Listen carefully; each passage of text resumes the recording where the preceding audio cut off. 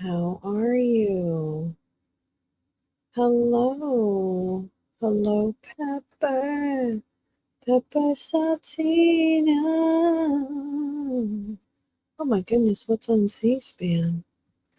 Mindy, I'm so happy to see you. Hi, Kim. Kim, I feel like I haven't seen you in a long time. There's Oof. Hi, Oof. Welcome. Yeah, that was from it's called a lullaby, and it's from this website that is music that is license free. Oh, impeachment. Oh my God, are they doing that? Oh my goodness. Terrible, terrible, terrible, terrible. I'll have to click into that. I don't know why I wasn't clicked into that. Oh, I love you too, Mindy. Hope you're well. Hope you're well. I'm glad you're here. Glad everybody's here. Yeah. I had a great day. I went and oh, the hearing, yeah. Ugh, ugh, ugh. Yeah, I was gonna watch the hearing that was on this morning. There was the hearing about the border, and I couldn't do it. I couldn't do it. Yeah, we'll have to check in with them tomorrow. We have a date tomorrow, actually.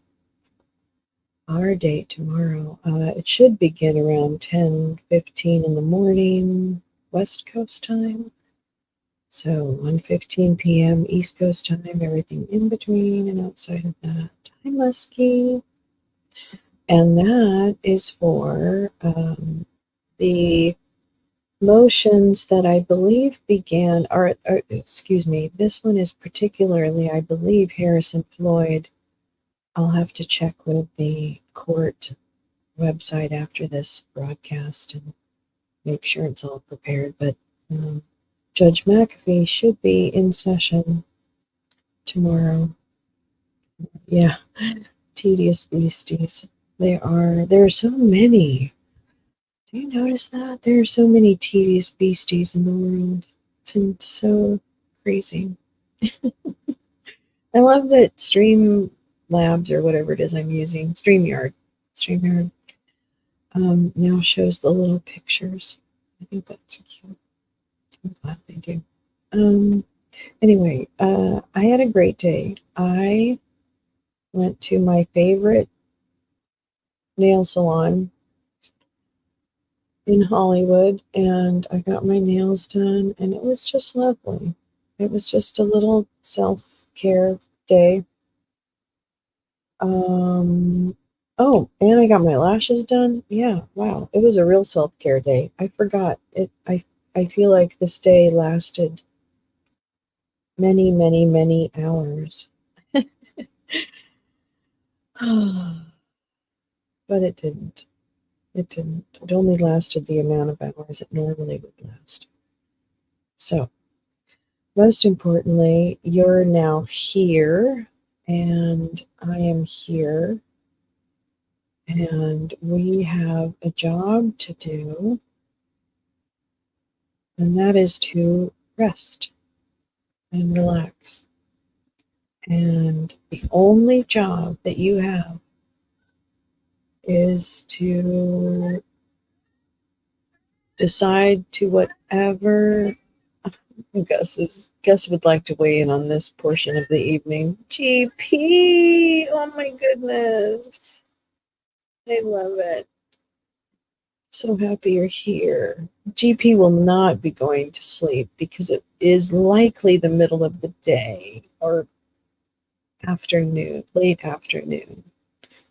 I haven't shaved my legs since I'm back from Germany, end of October.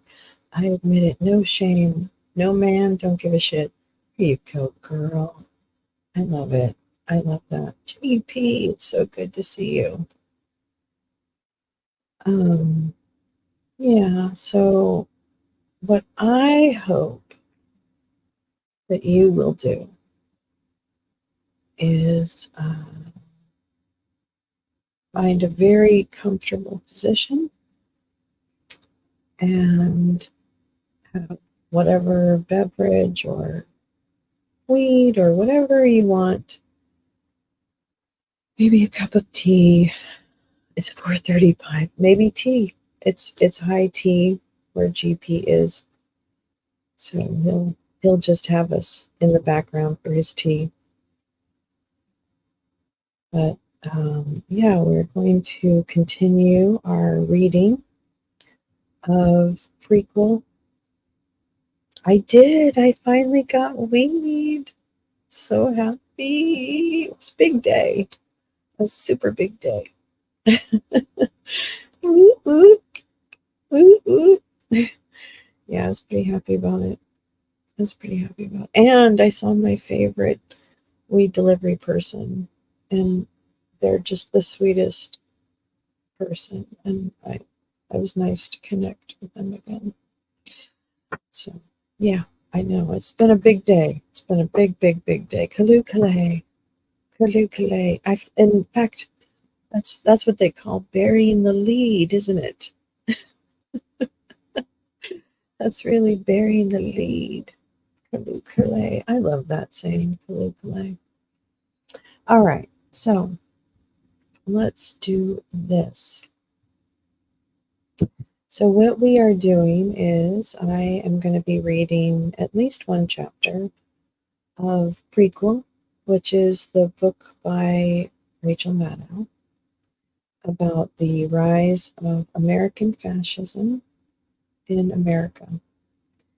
And what has been noticed by me and likely others who also know more about this time in our history is that we seem to see many of the same behavioral patterns and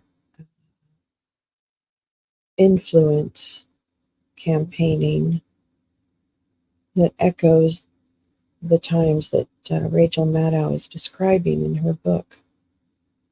So never one to be alarmist. You know, I used to run events at a zoo, and one of my events had 2,500 patrons, including behind the scenes experiences. So complete with up close animal experiences. So I know a thing or two about how to calm down in the face of chaos. And I don't choose to panic, but I do choose to be informed. And I find that this book is particularly informative as my knowledge of this period of our history is not as strong as it should be. So I'm really grateful for the opportunity to read it with you and to provide any insight. And the chat is incredible.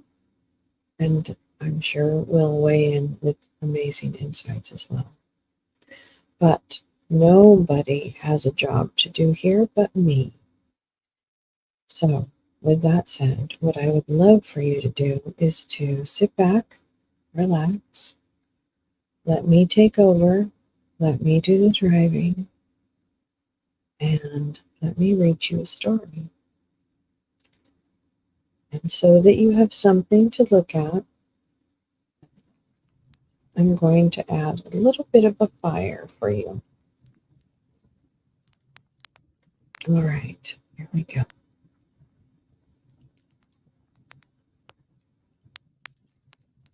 This is chapter 4. Louisiana was not quite ready.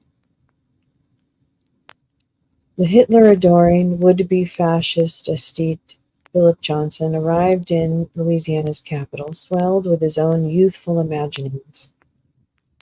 Johnson and his lackey, Alan Blackburn, full of big dreams, nosed their National Party pennant-flying Packard into Baton Rouge in the first days of 1935. Turn this down just a little bit. That's good.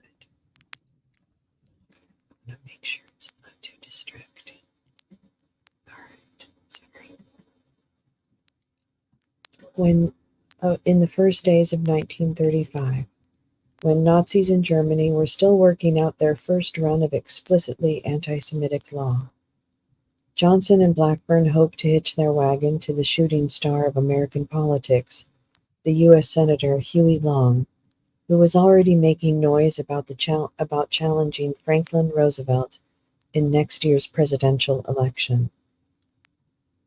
Johnson was convinced that Senator Long would immediately recognize that many useful talents he and Blackburn could bring to Kingfish's Share Our Wealth political operation. The two could write political speeches, Harvard men, after all, or art direct and produce stylish pamphlets and publications. Just look at what they'd done for architecture and design of the so-called international style. They could even create stages and backdrops for Long's raucous, immense political rallies. Johnson had seen the nuts and bolts of those awe-inspiring sets firsthand in Potsdam. Problem was, they couldn't get an audience with Long. Huey Long was a very hard man to get to meet in 1935. In fact, he was pretty much unreachable. Not that Philip Johnson didn't know where Huey Long was at almost any time. From anywhere in Baton Rouge, at all hours of the night, Philip Johnson or anyone could see the beacon of light glowing brightly, 24 stories high, atop the Art Deco Capitol that towered above the city streets. Huey Long had won the funding for that pricey Capitol building in his term as governor, and even though his official job was in Washington, D.C., now he still reserved a top floor of the Capitol in Baton Rouge as his personal apartment. The Olympian altitude, he explained, set him above the pollen and the dust that had long plagued his sleep. When the Kingfish did emerge from his suites, you could barely see him for the ever-growing cadre of armed men surrounding him, a scene that screamed dictator in any language. From the single Louisiana state trooper he had been assigned at the start of his first year as governor, Long's protection detail grew quickly to include at least a dozen troopers.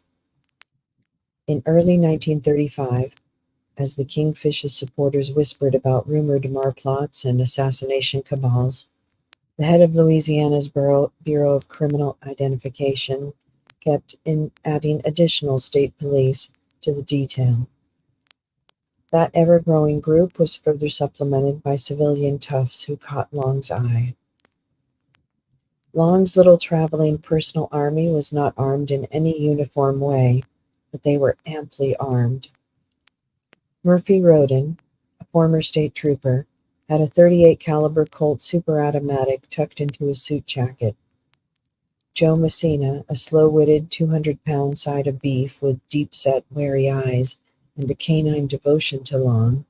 The Kingfish had plucked Messina from his lowly job as house detective at a seedy hotel, carried a small caliber pistol in one pocket and a blackjack in another. George McQuiston sported a snub-nosed revolver, and on special occasions a sawed-off shotgun haphazardly concealed inside a paper bag. These muscle men were not merely for show, as they had demonstrated with increasing frequency, often against reporters who worked for what Long sometimes called the lion newspapers. In the final legislative session of 1934, Long's guards arrested two newspapermen who tried to enter the unlawfully closed Senate chamber. When photographer Leon Trice snapped a picture of Long bickering with a state representative in the public lobby outside the House chamber, Huey's enforcers sucker punched Trice and threw him ass over elbows down a flight of marble stairs. Another newsman reported that Senator Long had stood by laughing at the sight of Trice's head bouncing down the steps. Trice got it worse 6 months later, not long after Philip Johnson had arrived in Louisiana. In the first week of February 1935, Trice took an innocuous photograph of Senator Long disembarking from a train in New Orleans. Messina, according to a wire service reporter at the scene, rushed the slender 125-pound Leon Trice, fist flailing. Fist flailing. He shouted, "Put down that thing." Messina slugged Trice in the face as Trice pleaded, "Don't do that, Joe." Huey said not a word. Stalked with an impressive air to a group of waiting automobiles and surrounded by his bodyguards, sirens screaming, drove away at terrific speed down Canal Street, ignoring all traffic lights. Witnesses said Messina had first beaten Trice with his bare fists, and, after the defenseless photographer had fallen, with his blackjack. The beating was so brutal that Trice had to be taken to the hospital, and the district attorney in New Orleans was moved to file charges of assault with the intent to murder against Messina. The senator's motley, semi-official protective cohort stood by the doors of the legislative chambers in the Capitol as the boss prowled the floor, buttonholing lawmakers, demanding that they pass his bill to, say, transfer all authority rightfully exercised by the city of New Orleans to the administration of Governor Oscar K. Allen, which is to say, to the long political machine. Quote, "We have a Governor Allen who weeps about it like a woman," noted one informed wag in Baton Rouge, "and serves like a dishwasher in a restaurant serves his master." When that particular bill did pass, as Huey's bills always did, it gave Long the machine direct control of all the thousands of patronage jobs to be distributed in the state's one true metropolis.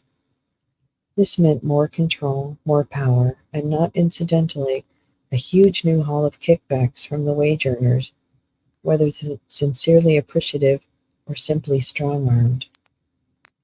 Long's bodyguards remained at the senator's side whenever he strode across the travertine marble floor of the Capitol Rotunda, down the 48 steps at the front of the building, one for every state in the Union, and into his already purring limousine. The bodyguard retinue was always there in Long's motorcade, too, sirens wailing, with the Kingfish sitting pretty in the padded back seat, smoking his 10-inch cigar. The men kept a wary eye on other shoppers as Senator Long was measured and fitted for his custom-made silk shirts and double-breasted suits at Gottschalk's department store on Canal Street.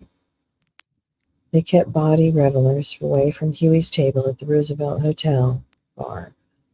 The Roosevelt was the city's first post-prohibition night spot to admit women, and the bar's owner, Seymour Weiss, encouraged the loveliest young sales clerks from Gottschalk's to stop in after a long day's work. Huey was happy to invite a few of them over to his table to partake of his favorite drink, the Ramus Gin Fizz, which features heavy cream, egg whites, orange flower water, and then a squirt of seltzer to add a touch of effervescence to the gin. All the bartenders knew exactly how to mix it to the Kingfish's specs. "Hi, J. Rance." Long's hair-trigger security detail was particularly watchful when the Roosevelt's owner, Seymour Weiss, stopped by the senator's table. Weiss was Huey's key bagman in the Big Easy, and he often came by with sacks full of cash from companies that wanted a crack at state contracts for highways, bridges, hospitals, schools, and other public works projects, all of which Long controlled. Philip Johnson didn't know much about the mechanics of politics, but he intuited enough to realize that it might not be wise to directly approach Long without benefit of an actual and formal invitation. Johnson and Blackburn never did get an audience with Long on their first tour of Baton Rouge, but they didn't give up.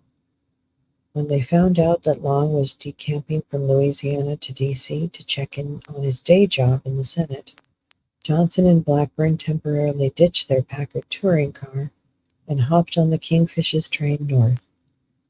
The pair then took rooms in the Broadmoor Hotel in Washington, just a few floors below Long's suites, where the senator liked to meet visiting foreign dignitaries while still in his purple silk pajamas. Still, despite Johnson's and Blackburn's unmistakable show of enthusiasm and fealty, Long had no use for them. He was already long on bootlickers and flatterers, and fined for money, having just pocketed $350,000 in legal fees from Louisiana's Tax and Public Service Commissions, not to mention his under the Roosevelt Hotel table take from Seymour Weiss and his flood of kickbacks from state employees. The Kingfish did finally agree to a meeting with strange boys living downstairs from him, sometime around February 1935, but that was as far as it went. When Ellen Blackburn leaked a story to a Washington reporter that he and Philip Johnson had mastered a new piece of technology that would be the perfect complement to Huey Long's indefatigable communication skills, the Visomatic slideshow machine, the Kingfish did not take the bait. He reportedly also had a look at some of Johnson's amateur attempts at speechwriting and tossed them aside. Philip Johnson did have a vaguely substantive meeting with Senator Long's personal secretary, but it did not go well. Johnson was still shaking his head about the episode almost 60 years later in an interview he gave when the American Academy of Achievement bestowed upon him its Golden Plate Award. Turns out an actual practitioner of power politics was not that much interested in Johnson's rhetoric, or art direction, or new communications technology, or pseudo-fascist theory. Quote, one of Senator Long's people said to me, I'll never forget this, how many votes do you control? Johnson remembered. The answer would be 2 for sure, his and Blackburn's, and maybe a dozen other gray shirts up in New York City. The way Long's people saw it, Philip Johnson and his sidekick were a couple of pikers, fascists manqué, I'm not sure if I'm saying that right, manque, who didn't have the foggiest notion what it required to actually accrue power. The way Johnson saw it, unsurprisingly, the shortcoming was on Long's side and not Johnson's. He was so individual and chaotic, there was no way of getting along, Johnson said. By the dog days of summer of 1935, Johnson was contemplating whether to take the advice of Long's secretary, who had told him to ship out to his hometown in Ohio and try to run for Congress under the Share Our Wealth banner. While Johnson and Blackburn had ceased following Long around like excited little pups, the pair was still paying very close attention to the press coverage of his every movement. They were pleased to see that Long was hinting at a third-party run for the presidency in 1936, even if he was unable to outright win election and remake the presidency in the fashion of his all-powerful consulship in Louisiana. Johnson figured at least his candidacy would likely split the Democrats down the middle. This would deny Roosevelt re-election and maybe even open the country up to a political free-for-all that could be exploited. Now, where does that sound like something that might be happening in different sectors today? Media literacy. On the morning of September 8, 1935, according to reports, Huey was back in Baton Rouge, busy whipping votes in a special legislative session he had called. He was about to jam through a bill making it illegal, punishable by fines and imprisonment, for federal officers to exercise any authority in Louisiana that was not explicitly granted by the Constitution of the United States. In blunt terms, Huey was threatening that any federal government officials coming into the state of Louisiana would risk arrest and imprisonment for doing so. Now let's stop there too.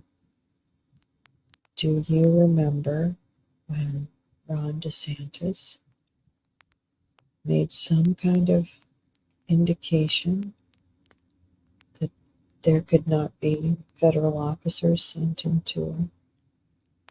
I don't know. I just remember that. I could be fact-checked on that quite easily. It was a big fuck you to FDR and the whole idea of the sovereignty of the U.S. government. Quote, "The broadest and boldest defiance of federal authority since the Civil War," wrote a reporter for the United Press Syndicate. Bulletins in the next day's newspapers, September 9th, 1935, were even more dramatic, but for an entirely different reason. Huey Long had been gut-shot the night before, at around 8:30 p.m., while walking through the rotunda of the Louisiana state capitol. Initial reports were as odd as they were alarming. The suspected assailant was identified as an apolitical 28-year-old ear, nose, and throat specialist who was scheduled to do 2 tonsillectomies the next day. The doctor had allegedly slipped inside the iron ring of Long's bodyguards and fired 1 shot at point-blank range. The bullet, praise be, had missed all major organs. Doctors had given the kingfish a series of blood transfusions, according to initial reports, and performed an operation to stop the hemorrhaging. The medical professionals didn't have a lot to say, but Long's political team insisted he would pull through. So the general public, and Philip Johnson among them, was not well prepared at all for the next day's news bulletin. Senator Huey Long, the ruler of Louisiana and the would-be ruler of the United States, had died of his wounds. The day of his funeral in Baton Rouge, more than 100,000 of Long's admirers waited in the wet, boiling heat for a glimpse of the passing coffin filled with his mortal remains. Quote, "All day men and women fought for a place near the grave, shoving and tugging against the ropes that police and the guardsmen had used to hold them back," one reporter wrote at the scene. Every 15 minutes or so, an elderly man or woman would crumple quietly to the ground. A 6-year-old girl was nearly trampled in the crush of the crowd, while members of the LSU marching band in sun-splashed purple and gold uniforms beat out a baleful dirge, and pallbearers shouldered the casket down the 48 steps of the Capitol. One old-timer fell to his knees. "I don't care," said the man. "I'd just as soon die for Huey." A representative from Long's Share Our Wealth Society, the Reverend Gerald L.K. Smith, was the featured speaker in the heat that day. Smith was characterized as a viper, a leech, anti-Christian, and anti-God by a fellow clergyman, and this was one of his allies. But he was almost as talented an orator as Long himself. Smith knew how to rile a crowd from any pulpit or podium, and he certainly did that day. "Huey Long died for us," he told the overheated assembly. "The ideals which he planted in our hearts have created a gnawing hunger for a new order. This hunger and pain, this parching thirst for better things, can only be healed and satisfied by the completion of that victory toward which he led us. I was with him when he died. I said amen as he breathed his last. His final prayer was this: Oh God, don't let me die. I have a few more things to do." Newspapermen and political observers weren't sure what to make of Huey Long's strange and unexpected death, and they were even more divided on how to sum up his life. Huey Long was a deeply corrupt public figure, hungry for power and money, remarkably adept at accruing both. But the single idea he wrote to political power, that America needed to confront economic inequality and injustice head-on, had enormous appeal, as did the schools and hospitals and toll-free bridges and roads he built. Neither did Long seek to divide Americans, except by class. He loudly proclaimed himself the champion of the have-nots, who are, after all, much more numerous than the haves. He had a streak of deep sincerity, a sympathy by no means hypocritical with the sufferings of the dispossessed, which brought a popular following his other qualities could never have commanded, the Washington Post editorialized. However, the Post went on, "In the career of Huey Long is epitomized the essential weakness of democracy. The pathetic willingness of the electorate to trust a glib tongue and a dynamic personality. Quite justifiably, he was called a forerunner of American fascism. Close quote. Who does that remind you of? The pathetic willingness of the electorate to trust a glib tongue and a dynamic personality. Quite justifiably, he was called a forerunner of American fascism. And here we are. Huey's death, by chance, happened the same week as the Reichstag enacted the Nuremberg laws and raised high its swastika flag. And so the German Führer was on the front pages also, and in the minds of journalists and readers alike. That Huey built roads and bridges and provided free school books nobody will deny, but nobody knows how much they cost or how much money was stolen in the process, wrote one nationally syndicated columnist. Huey was gradually copying the Hitler state, but Louisiana was not quite ready for blood purges and internment camps. Close quote.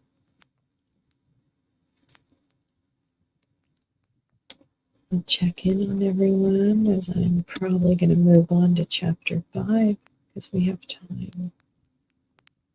So I'll do another chapter tonight. Hope everyone's doing well. All right. Chapter 5. He had a very high opinion of me.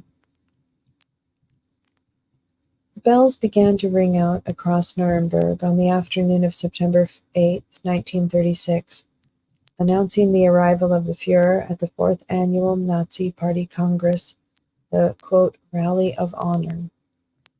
The city had swelled to a temporary population of 1.5 million, triple its normal size. Thousands of special trains had been rolling into the rail yards for days, disgorging party officials, district leaders, cadres of uniformed Nazi youth, members of the Women's Labor Service and Bund Deutsche Mädel, the League of German Girls, soldiers from infantry, artillery, and armor, and the ubiquitous brown shirts or stormtroopers. The 25,000-man Schutzstaffel was making its debut in Nuremberg that week and drawing plenty of attention in their menacing jet-black uniforms. The newly outfitted SS troops were on hand for dignitary protection, crowd control, and general use head-cracking. Freshly mounted loudspeakers at the train station were still barking out instructions to the new arrivals, herding them toward their assigned tent camps and keeping the platforms clear for the next train. Private homes and inns were stuffed full. The tent cities and hastily constructed wooden barracks bringing the medieval city were nearing capacity also. The core of the city teemed with newcomers that day. All day long, streets have been filled with marching stormtroops, special guards, party leaders, and Hitler Youth, wrote an American newspaperman on hand to report on the Nazi Congress. He estimated 200,000 political workers, 90,000 stormtroopers, and 50,000 Hitler Youth. Together, they will produce later that mass hysteria that hypnotizes both participants and spectators. When the bells signaled the arrival of Hitler, a sea of Nazis washed toward City Hall to catch a glimpse. A fascist-leaning history professor from American University in Washington, in Nuremberg for research of an academic nature, no doubt, caught sight of a tall, square-jawed American man whom he recognized as an ideological compatriot. I have a very vivid impression of you striding down the streets of Nuremberg, the professor later wrote to Lawrence Dennis. I wanted to catch up with you, but you were lost in the crowd, and my search was in vain. Dennis's biographer, Gerald Horne, would later write that in that moment, America's most outspoken fascist symbolically melted into the Nazi mass. Poor Philip Johnson, left leaderless by the death of Huey Long a year earlier, was now stuck in Chicago. 4,500 miles away and still looking for his place in any authoritarian movement, while his ideological guru, Lawrence Dennis, was in Nuremberg, invited into the engine room of the global fascist enterprise. You did, peace.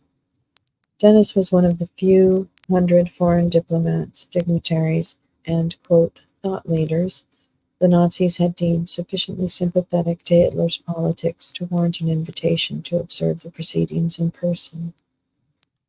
Dennis was already well known to officials up and down the line at the German embassy in Washington, where they maintain a growing file of newspaper clippings by and about the erudite American. Lawrence Dennis's biographical file alone must have seemed full of possibility to the Nazi officials posted in the United States. He had spent much of his youth in Europe, was fluent in French and German, and had passable Spanish. His time on the continent had delayed his formal education, but Dennis had finally graduated from the elite prep school Phillips Exeter Academy in 1915, and after a brief sojourn as a junior officer in the American Expeditionary Force in wartime France, he got his Harvard degree in 1920, at age 26. He counted among his prized acquaintances the son of Theodore Roosevelt's, a scion of estimable Brown Brothers Harriman banking concern, and Joseph P. Kennedy Sr., a wildly successful financier who had just served as the first chairman of the new Securities and Exchange Commission and was soon to be confirmed as U.S. ambassador to Great Britain. Dennis had spent nearly a decade as a diplomat in training in the U.S. State Department. His first foreign posting was in Bucharest in 1920, where he was accorded the decoration of the Order of the Star of Romania from his host government, and from there he distinguished himself in the revolutionary hotspots of Haiti, Honduras, and Nicaragua. Though he never rose above the rank of charge d'affaires, Dennis was asked to go mano a mano with several Latin American strongmen and would-be revolutionaries whom the Coolidge administration deemed less than hospitable to American interest in general and American commercial interest in particular. Despite his success there, Dennis left the State Department unexpectedly in 1926, in a huff, complaining on his way out the door about a promotion system that favored connections and upper-class manners to actual abilities and intellect. His squawking got him a good bit of ink in newspapers across the country, and he leaned into the role of well-informed and mordant social critic. Dennis testified to Congress and spoke to reporters about American business interests' insistence on stripping Latin American nations of their sovereignty and then fouling up their national finances to a fare thee well. He took a cynical side to American sweet talk about democracy. We have founded recent American policy in Nicaragua on the naive assumption that what Nicaragua mainly needs is fair elections and freedom from revolutions, he preached. As a matter of fact, among the things Nicaragua most needs are not electoral and civil policing, but primary instruction, sanitation, means of communications, and a better economic structure. These, however, are not exported in the soldier's knapsack. By the end of 1930, Lawrence Dennis had turned full-time to writing political treatises based on what he had seen at the crossroads of American foreign policy, domestic politics, and private banking. He liked attention, and he liked to shock his audience. Expounding angrily on American hypocrisy and the shortcomings of American democracy got him the reactions he desired. He would have been a real star on Substack. Dennis entered the field of political philosophy at an opportune moment for someone who self-identified as a maverick and a dissenter. The waves of economic disaster that roiled the country and the world after the stock market crash of 1929. Dennis had prophesied the crash, according to Dennis, opened the field for radical new notions about ripping out existing political systems at their roots and remaking the world in an entirely new image.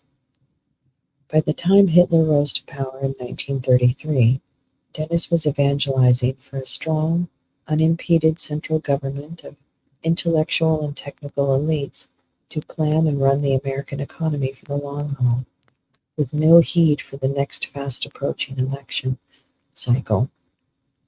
He cultivated a reputation as an astute and fearless champion of European-style fascism as the irresistible next and preferred means of American governance. So it's no wonder that whenever Lawrence Dennis came to Washington to, say, make a speech at Shoreham Hotel Ballroom, is fascism in the United States inevitable? German diplomats would invite him to dinner to flatter him and fill him in on all the latest exciting happenings in Berlin. It was not hard to see why Lawrence Dennis had been marked as a potentially very useful tool of the Nazi cause in the United States, and Dennis seemed more than happy to play that role. By the season of 1936, Rally of Honor for Hitler in Nuremberg, the Dennis file at the German embassy bulged not only with clippings about his various speaking engagements up and down the eastern seaboard, but also with the reviews of his most recent book, The Coming American Fascism. Until Mr. Dennis arrived on scene, one reporter noted at the time, American fascism did not have a prophet. Lawrence Dennis was both an outspoken proponent of Hitler-style authoritarianism and an avowed isolationist, opposed to American involvement in foreign wars, especially any war in Europe against Hitler. Simultaneous advocacy of these two copacetic positions was clearly no coincidence, but Dennis portrayed it as if it were. I took my isolationism from George Washington's farewell address and from a long line of classics, he would say. He counted among his friends the most committed isolationists in the U.S. Congress. The Hitler government's special summons to Nuremberg was the cherry on top of what had been a fascinating months-long string-gathering sojourn in Europe for Dennis in the summer of 1936. By his own later description, Dennis had been received and celebrated by intellectual, diplomatic, and political elites from one side of the continent to the other. The most consequential political theorist of the day, the economist John Maynard Keynes, had invited the American to lunch to discuss ideas. The famous British economist had a very high opinion of me, Dennis bragged. I was greatly touched by the fact that he had read my book and read my stuff. Dennis also had an informal chinwag with one of the leading left-wing thinkers in Britain, who was also one of his occasional debating opponents, former MP John Strachey. Strachey was likely unaware of his wife's lusty pursuit of Dennis back in New York a few years earlier. As he did with Keynes, Dennis bragged on Strachey's attentions. He thought very highly of me, Dennis said, and had read my latest book and considered it a thoroughly sound and adequate exposition of the subject.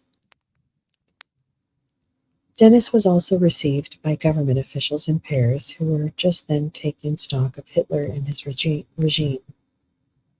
There were no pro-German French, Dennis found, but there were many French who were against their getting into war and wanted to be neutral. In Moscow, Dennis was shown around by George Kennan, a future architect of American Cold War policy, who was then a 32-year-old charge d'affaires. Kennan hosted Dennis for meals, took him on the party circuit, and updated him on the current state of the pseudoscience we would eventually call Kremlinology. Dennis also made a brief but useful visit to Rome.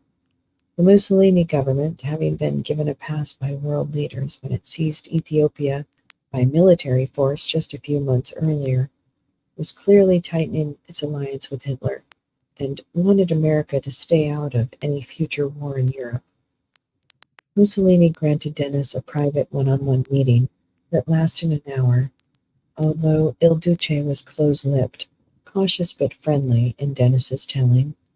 Dennis nevertheless deemed it a success.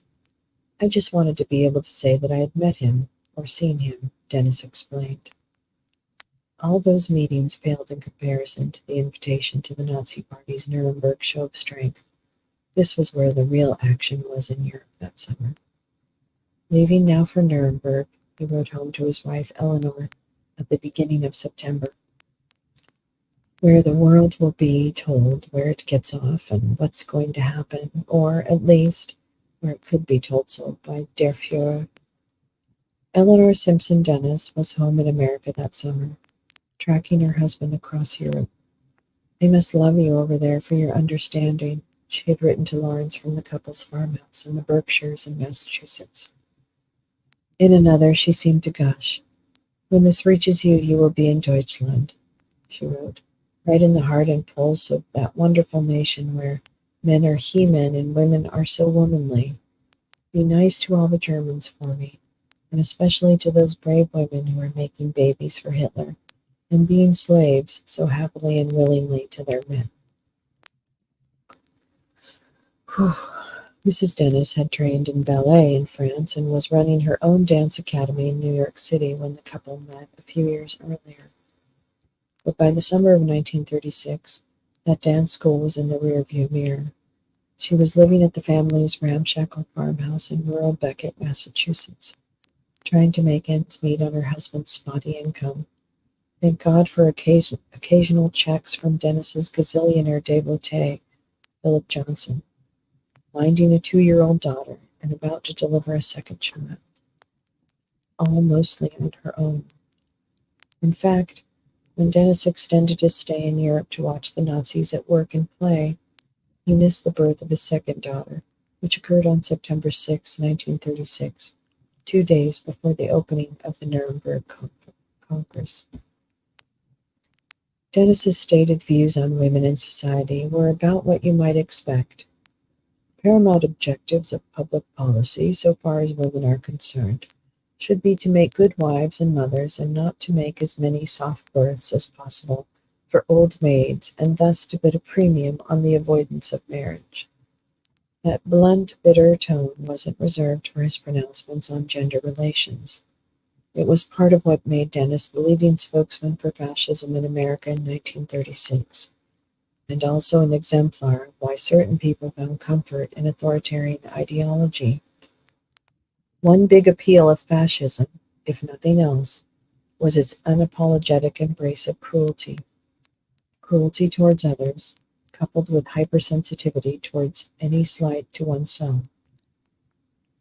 Reading Dennis's books, articles, and interviews, listening to tapes of his lectures and debates, you get a feeling for a man acutely aware of any affront, cloaking personal insecurity with an armor of certitude. And then that mean streak. "Human nature has not changed materially under liberal capitalism," he wrote in 1935. "The masses have not the intelligence or the humanity, nor the winners the magnanimity,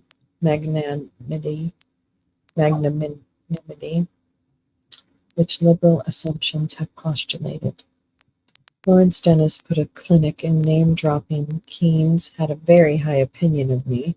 Elitism, social order requires government and administration by a ruling class or power-exercising class, which must always be an aristocracy of management, however selected.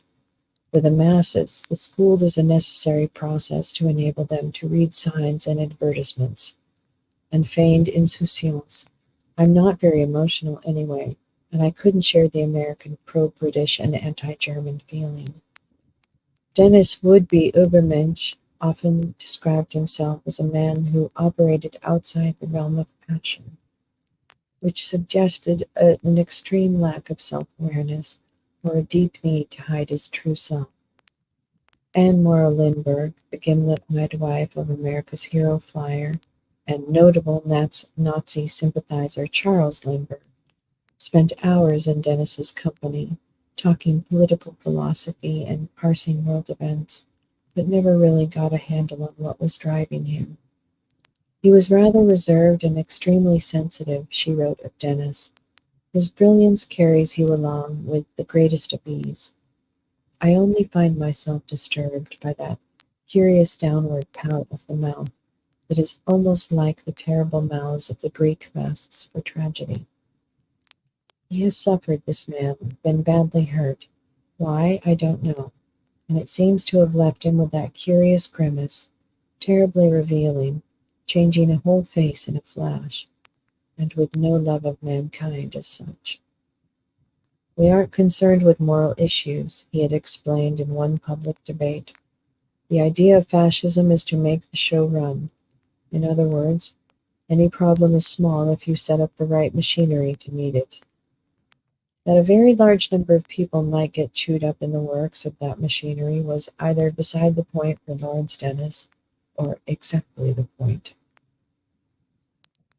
The Nazi conclave Dennis witnessed in Nuremberg was conceived and designed to show the rest of the world just how powerful Hitler's authoritarian machinery had become. The national economy was humming again, Führer insisted. German people, united as never before, had been resurrected. Germans would no longer hang their heads in shame at their defeat in the recent World War, or live under the restrictions placed on them by the Treaty of Versailles. They had, in defiance of that treaty, built the most powerful military in all of Europe, and had already begun to reclaim territory that rightfully belonged to the German people. What would our opponents have said had I then prophesied that during these 4 years Germany would have shaken off the chains of slavery of Versailles, that the Reich would have regained its defense freedom, Hitler said in his opening speech at the Rally of Honor. Had I predicted all these things 4 years ago, I would have been exposed to the derision of the world and branded a madman. Yet in these brief 4 years, all these things have happened, and who would now dare to reproach us for looking back upon these developments with a feeling of pride and satisfaction? The totality of Germany's newfound military power was on display throughout the week. On the third morning of the Rally of Honor, the reconstituted German Luftwaffe appeared without a warning in the skies above Nuremberg. 400 weaponized airships in all, scout planes followed by heavy bombers, then dive bombers, and then sleek new monoplane fighters. Jubilant thousands waved and cheered as the glittering fighting fleet, created since Hitler scrapped the Versailles Treaty 18 months ago, dipped through the cloudless sky over the Reichsfuhrer's hotel, observed one reporter. The flyover was just a warm-up for the display of military maneuvers on the final day of the Congress. The drone of planes could be heard before they appeared over the parade grounds that morning, while loudspeakers announced their arrival. The Horst-Wessel Squadron, the Richthofen, and the Immermann. They flew in, performing choreographed turns and dives until, in climax, a gaggle of 17 fighter planes appeared on the horizon and then scudded over the gathering in a swastika formation. Tens of thousands of German soldiers then rushed the parade ground. The mounted cavalry rode in through the gates, followed by light artillery and heavy batteries, booming away. Then the infantry, covered by artillery and machine gun fire, and supported by columns of tanks, chased a mock enemy off the field. When the shooting was all done, Adolf Hitler's voice cut through the smoke-filled air as above the faux battlefield. As I see you before me, I feel, I know, that this guard defends us against all dangers and threats, he said. Germany is once more worthy of its soldiers, and I know you will be worthy soldiers of the Reich. Brave times may come. You will never waver, never lose course, never prove cowardly. We all know that heaven is not gained by half measures. Freedom has no use for cowards. The future belongs to the brave alone. This martial spectacle was meant not just for fellow Germans in attendance, but for an international audience. It clearly hit its mark, judging from the coverage of the day. No other country, not excluding Russia, can produce so great a mass of men of similar intelligence and equal physique. ready or almost ready to take the field, wrote a New York Times reporter, clearly impressed by what he had witnessed. And once more there comes over the beholder the stunning conviction of Germany's unequaled strength. Lest their intended audiences miss the sharper point of this exercise, the Nazis were very clear about exactly where this firepower was aimed: at the great threat to all free men, communist scourge, those Bolshevist Jews, as Hitler called them. Anti-Semitism was hotter and meaner than ever in Germany in the summer of 1936. The Nazi Party Congress in Nuremberg was said to be considering more new laws to forbid Jews in Germany to own or inherit private property. Last summer, I found many still believing that the Nazis might moderate and allow German Jews at least economic rights, an American pastor living in Berlin explained. But this summer finds Jews in Germany even despairing of their future in business. There was a clear shift happening just then. Nazi Party efforts to bully Jews into leaving the country were well underway. The program appeared to be turning into something even more menacing. The American clergyman reported that government officials in southern Bavaria, and even in Berlin, were refusing to renew the passports of Jews living in Germany. If Germany wants us to leave, said one Jewish rabbi in Berlin, we should make it possible for us to go.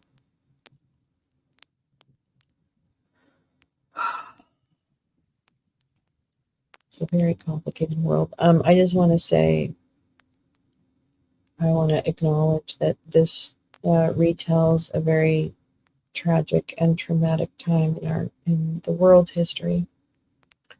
So I want to acknowledge that pain because some of the things that I may read may be very painful, and I will try and make them. I will try and do them justice. So just to put that disclaimer. Lawrence Dennis got a close look at what was happening that week in Nuremberg, having been invited into the Nazi family circle. His minder for the festivities was a protege of Joseph Goebbels, Ulrich von Ginat, who was angling for a high-level assignment in America. It's not a bad idea.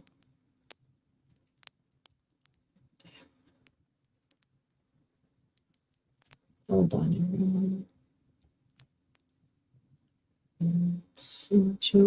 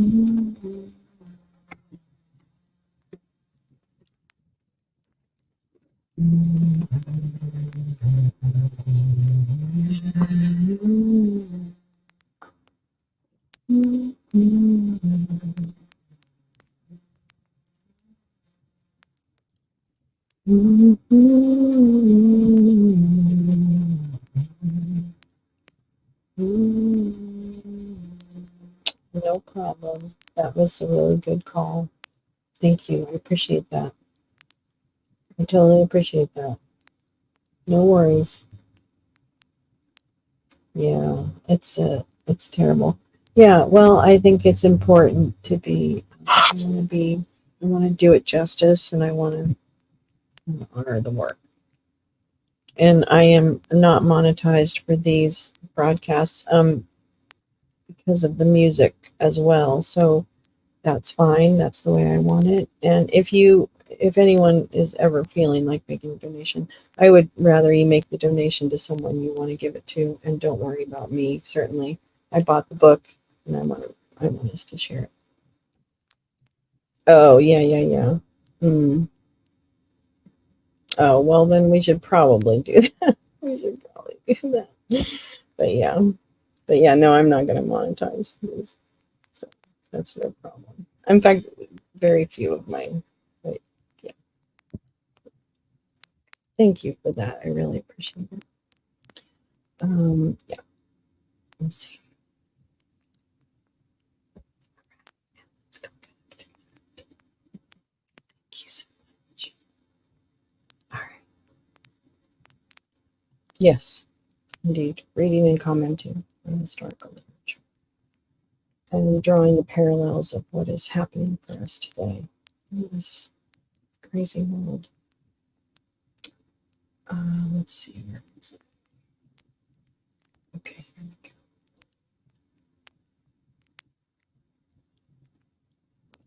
we go.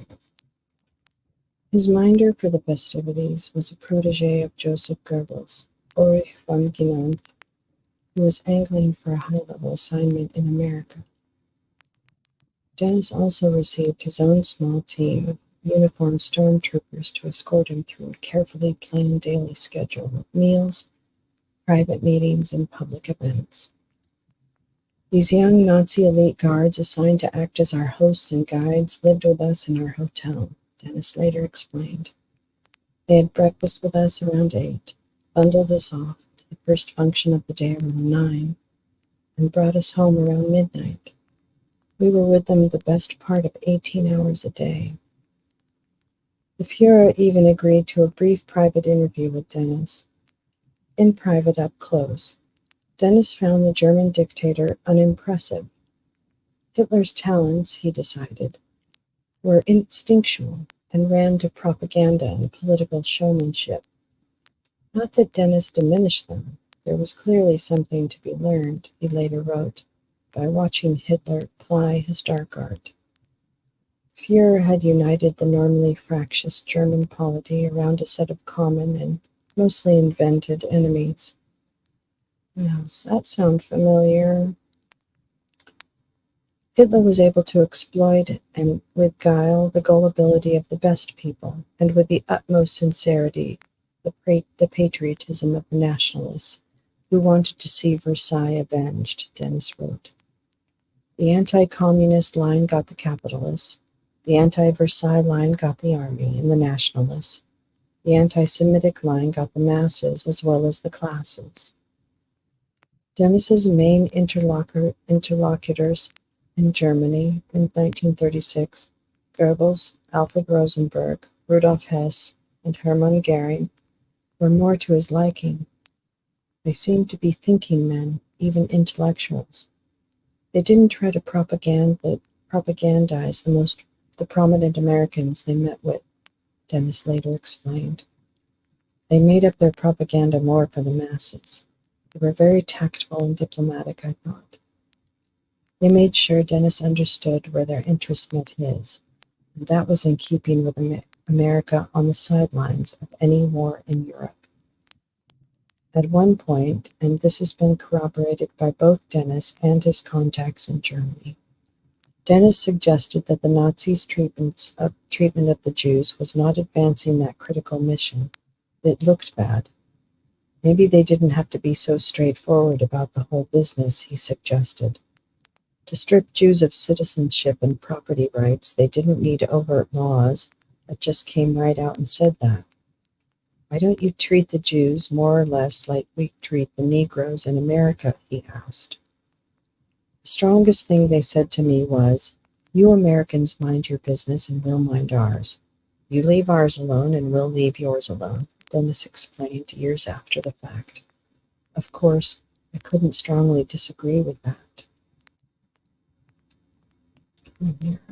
Moving right along.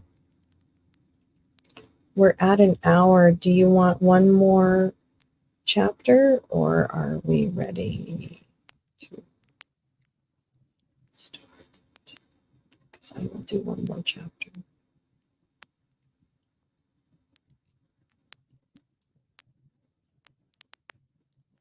I'll do one more chapter. Okay. I'm twisting my own arm. All right. Chapter 6. I don't know, actually. Why don't I check and see? Oh, there it is. There's 23.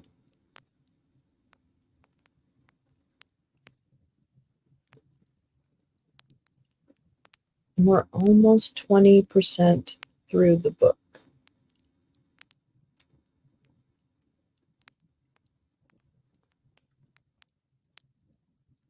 Let's see how long this one is. Oh, it's okay. Yeah, it's okay. No, I was curious myself. Okay, we're going to do one more. It's not too bad. I'm curious to find out what next. I want to find out what's next. So, all right. Wonderful. Thank you. It's 2-0. Chapter 6. Bullet Holes. When Philip Johnson strolled into the Keck and Keck architecture office in Chicago in August 1936, the principals of the firm were nowhere to be found. So Johnson breezed over the desk of the firm's 25-year-old chief draftsman, Robert Bruce Tague, speaking as he approached. "We were never formally introduced," he said, and then asked about the work Tague was doing. "What's interesting?" The two men made a little small talk about the projects the firm had on the drawing board.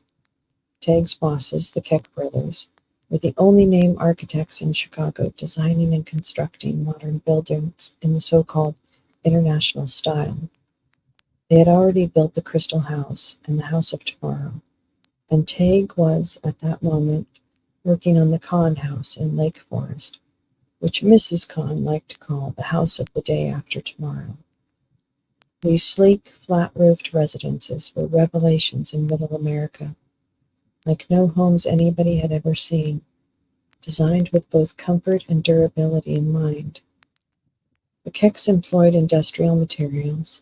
The most dramatic of all the projects, the Crystal House, was 3 floors of glass, stood up by a concrete and steel exoskeleton.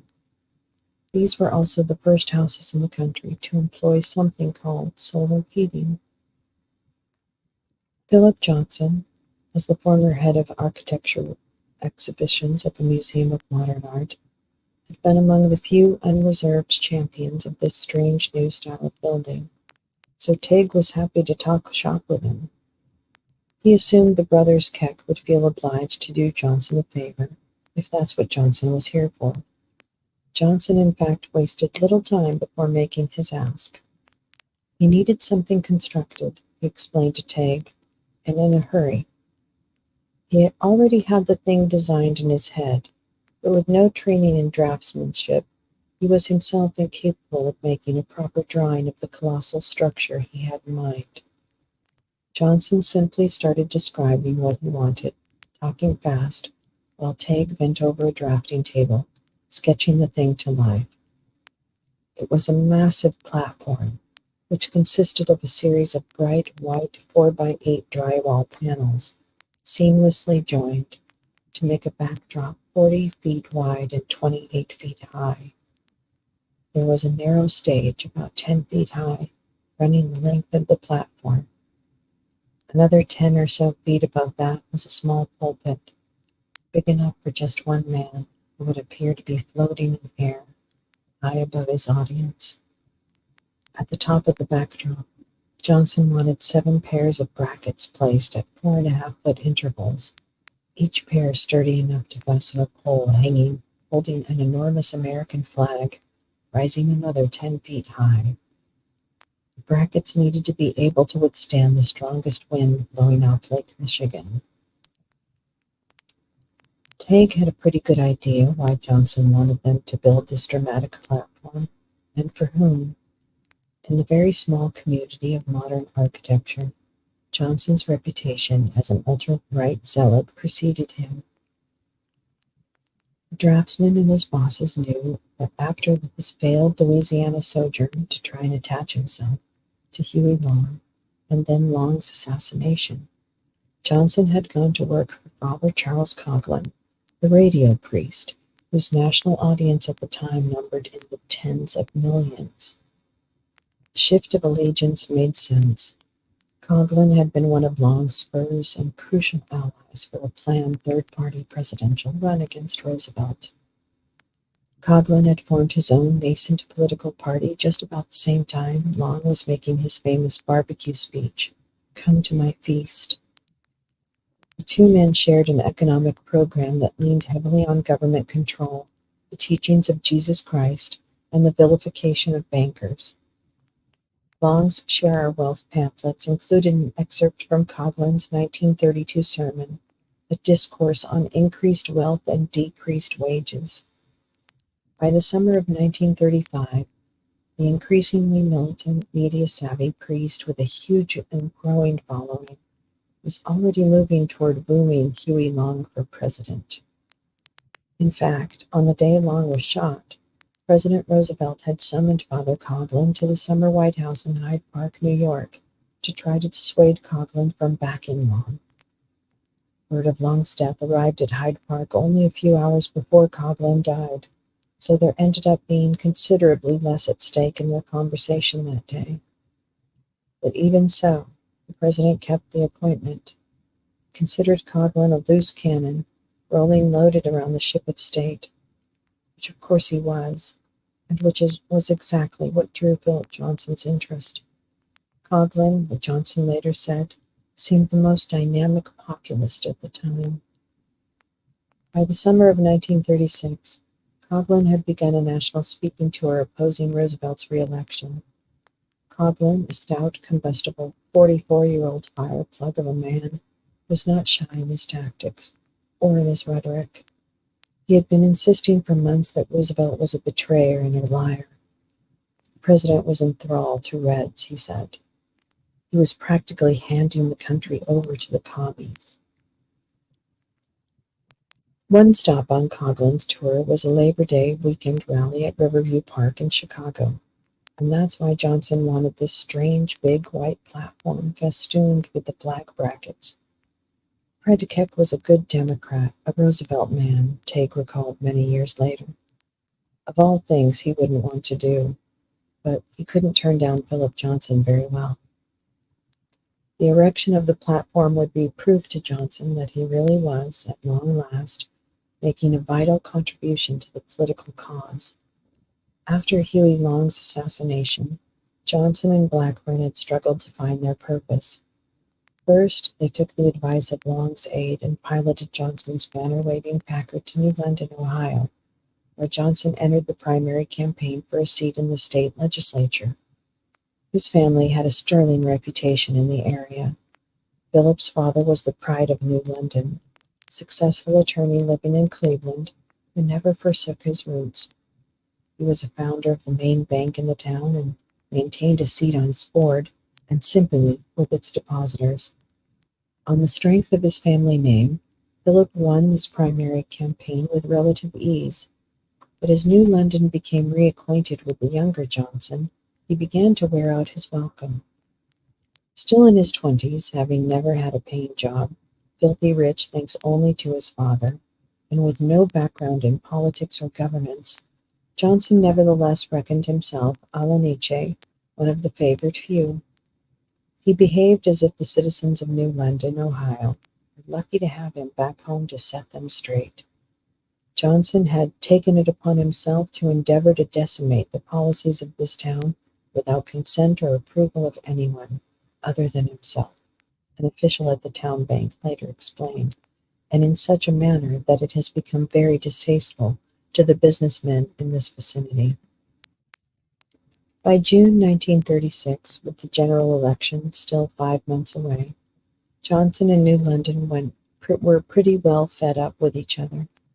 So Johnson simply abandoned the town and his campaign for the state legislature and put his shoulder to the wheel of a bigger cause, Father Coughlin's battle against FDR. The way Johnson envisioned the Father Coughlin Labor Day event in Chicago, it would recreate the pageantry of a Hitler rally, not unlike the Hitler Youth Rally he'd attended in Potsdam 4 years earlier. The police were all pro-Coughlin, especially the Irish, Johnson told Coughlin's biographer 50 years after the fact. We said, we want the sirens and all the trimmings, so we went into Chicago with sirens blasting. We had a photograph of Father Coughlin 60 feet high. The great field was so crowded you couldn't move. The paid attendance, according to the Coughlin organization, was around 80,000, but reporters on hand estimated the crowd at nearer to 150,000. Beyond the impressive crowd size, however, at least as compared with the political pageant staged by the Nazis, Johnson's design tableau ended up a little wan. For one thing, Hitler's rally makers made sure to keep a tight hold on all background elements. Zeppelin Field in Nuremberg, for instance, was ringed by a forest, and the stadium in the city was a closed set. By contrast, in Chicago, there was no way to hide the periphery of the Riverview Park. The rally grounds themselves were usually reserved for a golfer's driving range and midget auto races, and so, all too visible beyond Johnson's massive Keck-built platform, dark netting was strung 20 feet high to keep errant tee shots from bouncing onto nearby streets.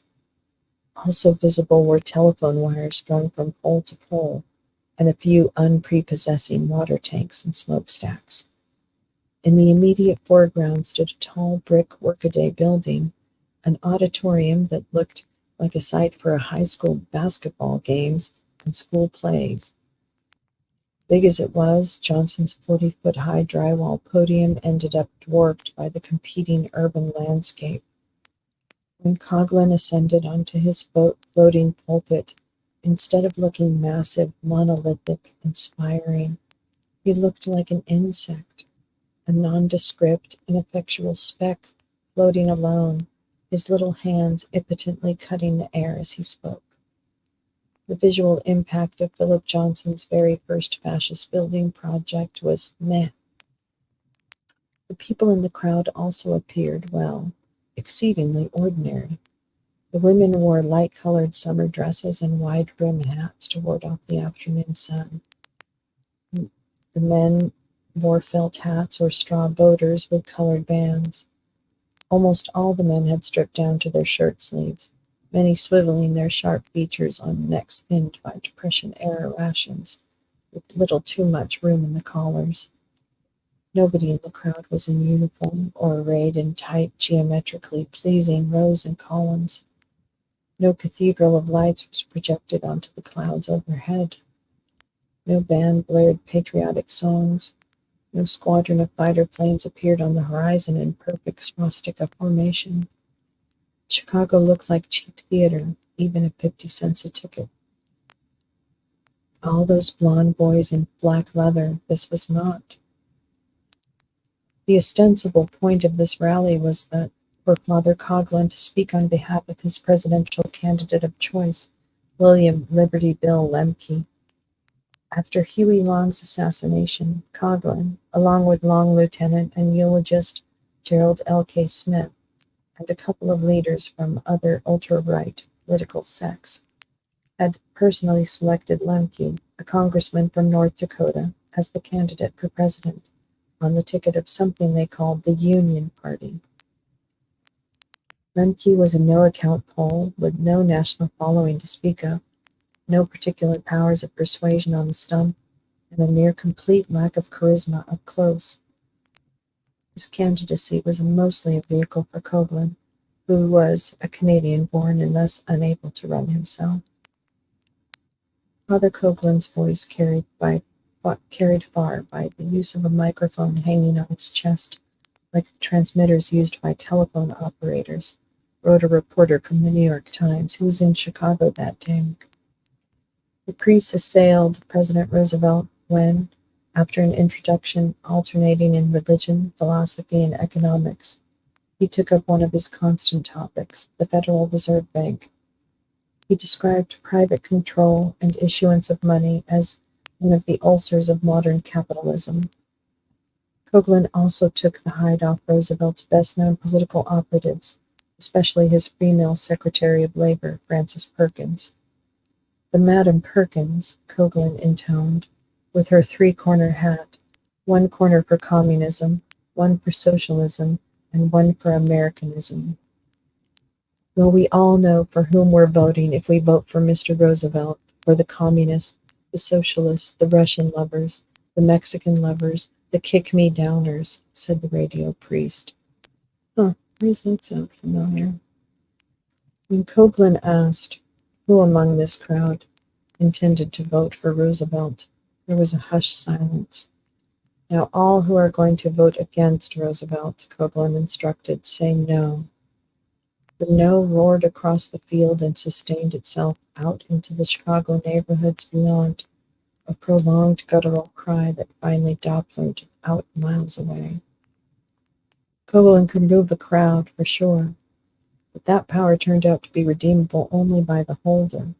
It was non-transferable, even to Coughlin's hand-picked designees.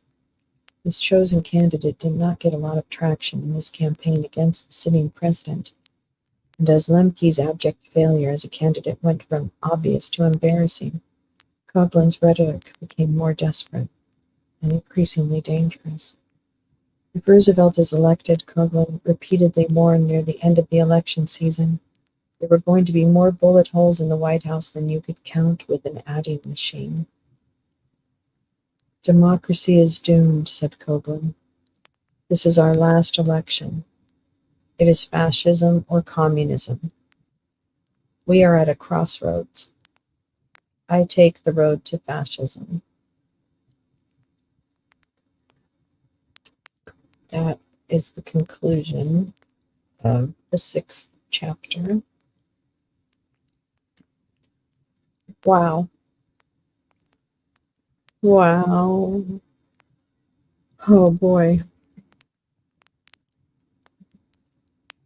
Oh boy.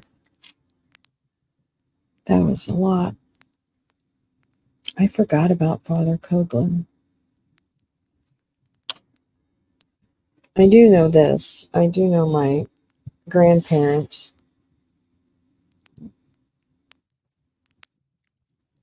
voted for FDR. They were pretty big FDR. My yeah. Wow, that was a lot. It was a heavy book. I'm gonna have to pick a bit of a lighter book for the next set of bedtime stories. That's an important one. Yeah, I feel like I haven't heard those words. Let me read that again.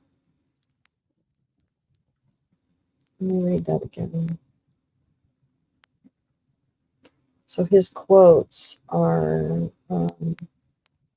if Roosevelt is elected, Coughlin reportedly warned near the end of the election season there were going to be, quote, more bullet holes in the White House than you could count with an adding machine. And then his quote goes on, "Democracy is doomed," said Coughlin. "This is our last election. It is fascism or communism. We are at a crossroads. I take the road to fascism." It's very interesting. Well, my apology for Americans. And I took fascism. What? You don't have to apologize. We should, everybody, why don't we all apologize to each other? Two roads diverged in a wood, and I took fascism. I mean, yeah, I did too, Badger. But now we made we made it through 3 chapters. So now we're gonna Now we're going to start breathing again. We're going to start breathing again. Yes, keep doing that.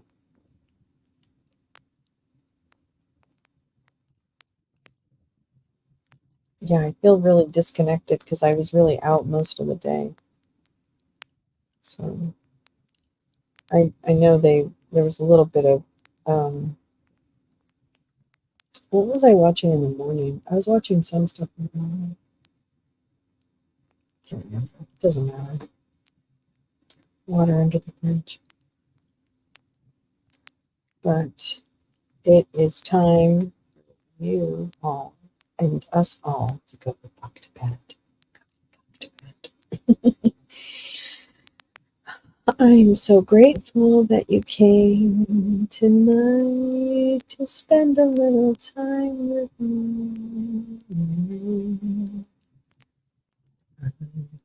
I hope your rest is so good. I hope you wake up refreshed. I hope you feel renewed. Yeah, I hope all those things for you. Thank you so much for spending time with me tonight. I really appreciate it very much.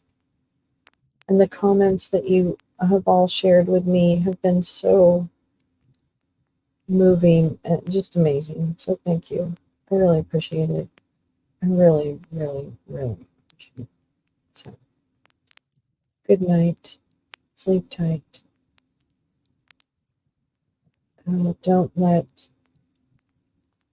the fascists fight.